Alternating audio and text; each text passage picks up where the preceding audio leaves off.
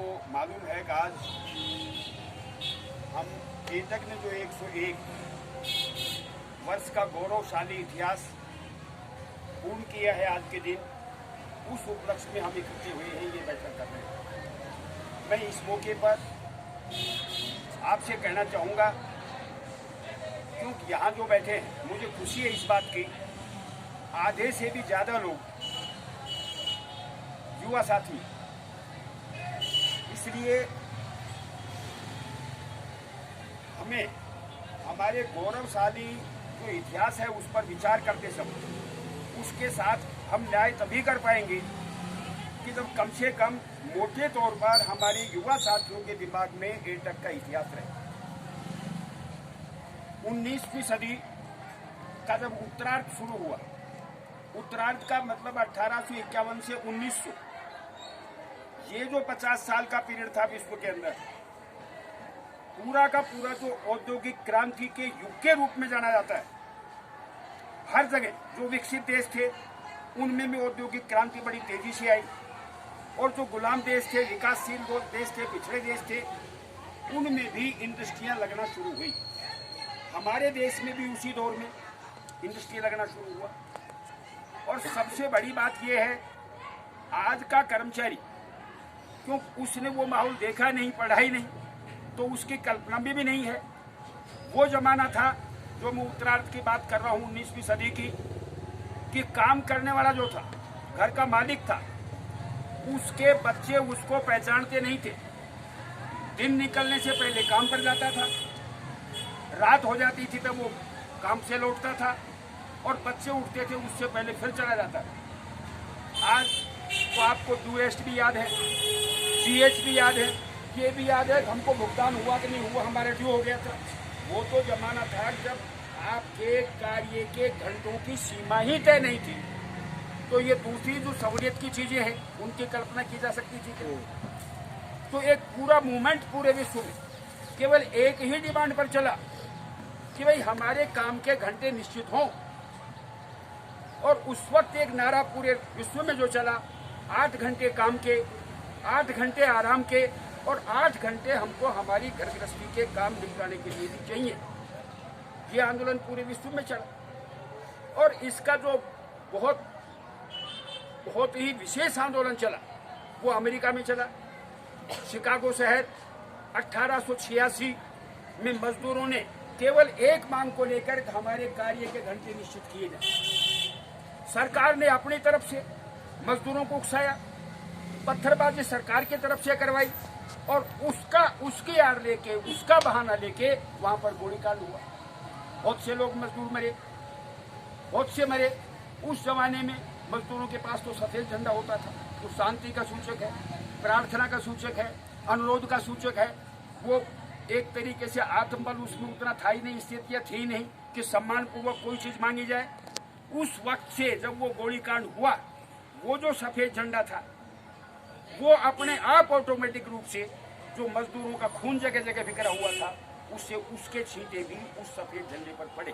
जो वो छींटे का प्रतीक है आपका ये लाल झंडा जो आपने आज फहरा है।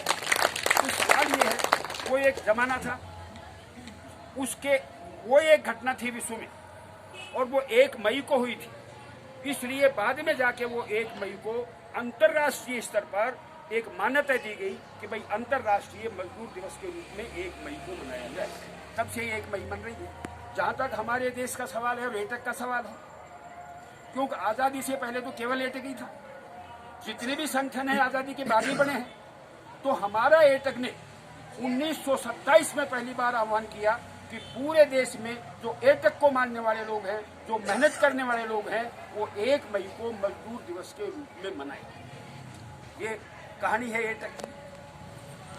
जो हमारा वो पीरियड रहा, आगे चल के जब 20वीं शताब्दी है 1917 में, जब हमारी यूनियन 1920 में बनी है, उससे भी करीबन 5-6 साल पहले हिंदुस्तान में ये समझना चाहिए 1910 से ही अपने स्वतः स्फूर्त आंदोलन होने शुरू हुए।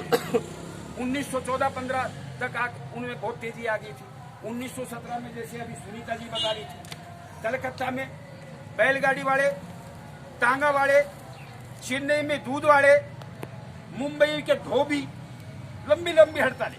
और 1918 में जो हड़ताल हुई बम्बई की, वो कपड़ा मजदूरों की, उस जमाने में जब हमारे देश की आबादी 30 करोड़ भी नहीं होती थी, उस वक्त 1,25,000 मजदूर एक महीने तक लगातार एक साल तक बॉम्बे के कपड़ा मजदूरों ने हड़ताल की। ये 1918 की बात है, जिस वक्त हमारे इस एटक का गठन नहीं हुआ। तो ये सारी परिस्थितियां थी। आपका ये जलियांवाला गोलीकांड 1919 में हो गया था, वो भी एक कारण था। रोलेट एक्ट 1920 से पहले आ गया था, जिसका विरोध पूरे देश में मजदूर कर रहा था। लाला लाजपत राय भी उसका विरोध कर रहे थे, कांग्रेस भी उसका विरोध कर रही थी। मैं कहना ये चाहता हूं संक्षेप में, जो उस वक्त की पृष्ठभूमि थी, वो ये सारी पृष्ठभूमियां मिला के एक स्टेज आई कि भाई कम से कम देश में अब राष्ट्रीय स्तर का कोई मजदूर संगठन होना चाहिए। तब ये विचार जब आया तो जो है हमारा वो 31 अक्टूबर 1920 बम्बई में वो एम्पायर स्टेडियम है, अब मुझे नहीं मालूम आज है कि नहीं, उसका नाम है एम्पायर स्टेडियम। उसमें हमारा सम्मेलन हुआ। पूरे देश में जो एटक से एफिलेटेड यूनियन थी उनकी संख्या 64 और उसके जो मेंबरों की संख्या थी 1,40,854 उस वक्त मेंबरशिप थी।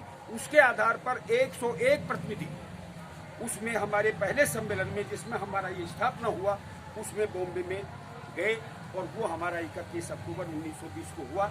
लाला लाजपत राय को पहला जो है फाउंडर अध्यक्ष, स्थापक अध्यक्ष जो है उसमें बना गया। और उसके बाद तो लड़ाई बहुत ज़्यादा तेज होगी, जो आगे जिक्र किया सुनीता जी ने भगत सिंह जी ने जो बम कांड किया था असेंबली में, उसमें एक एक्ट ये भी था, ट्रेड सेफ्टी एक्ट। ये ट्रेड सेफ्टी एक्ट तो मजदूरों से संबंधित था, मजदूरों के खिलाफ था। तो वो जो असेंबली बम कांड हुआ था, वो भी भगत सिंह ने इस जो है एक एक्ट ये था, एक दूसरा एक्ट था, उन दोनों एक्टों को लेके किया है। जो हमारे अध्यक्ष है, बहुत नामी गिरामी अध्यक्ष है, 1928 में पंडित जवाहरलाल नेहरू, 29 में सुभाष चंद्र बोस, 42 में वीवी गिरी और इसके बीच में देश बंधु चित्तरंजन दास, दीनबंधु एंड्रयूज और आगे जाके श्रीपाद अमृत डांगे। ये केवल मैं वो नाम बता रहा हूँ बड़े बड़े, जो कि आजादी से पहले एटक के अध्यक्ष रह चुके थे। आजादी के बाद तो स्थिति दूसरी हो, तो सवाल आजादी मिल गई, आजादी भी में हम लड़े। और सुनीता जी ने बिल्कुल ठीक कहा है कि जो हिंदुस्तान को आजादी मिली है, बहुत बड़ा रोल एटक का और हमारे देश के मजदूरों का रहा है। ये बाकायदा रिकॉर्ड के ऊपर है कि संविधान में यूनियन बनाने का, संगठन का अधिकार एटक के प्रस्तावों के आधार पर है। समता का अधिकार, समानता का अधिकार, समान काम के लिए समान वेतन का अधिकार, मातृत्व अवकाश, ये सारा का सारा जो संविधान में प्रावधान है, उसमें एटक के प्रस्तावों की झलक है। एटक के प्रस्तावों के कारण वो संविधान का अंग बना है।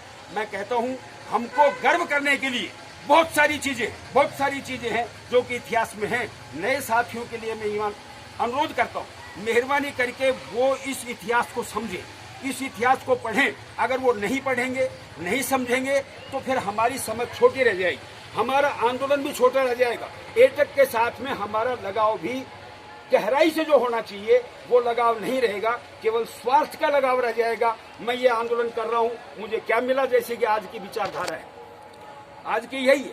आज का जो हमारा युवा मजदूर है, इस आंदोलन से क्या मिला, और आंदोलन करने से पहले ही गणित भाग करने लग जाता है, पूछने लग जाता है नेताओं से, मुझे इससे कितना फायदा होगा, कितना नुकसान होगा, मैं हड़ताल क्यों करूं, मैं इस संघर्ष में भाग क्यों लूं।